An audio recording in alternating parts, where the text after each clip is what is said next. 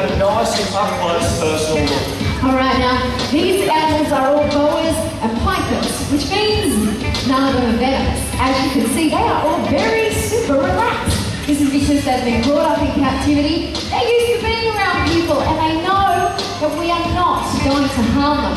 If they were a wild snake, however, well, then they might see us as a potential threat and something that may wish to harm them.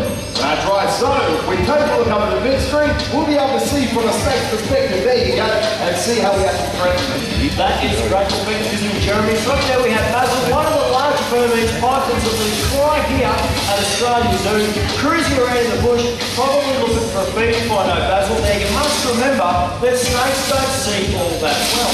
They pick up more on movements than exact shapes. They actually can't hear all that well either. Now what this means is if you're out in your backyard and you just happen to see a snake and you scream, then it might make you feel better, but I tell you what, it doesn't necessarily mean that snake's going to move. Now if you were to stand on a snake like this goose up here, obviously that snake is a wild animal, and like any wild animal, it's going to feel extremely threatened and it has every right to defend itself. Alright, so our best advice is keep your eyes open, and if you do see a snake, leave it alone.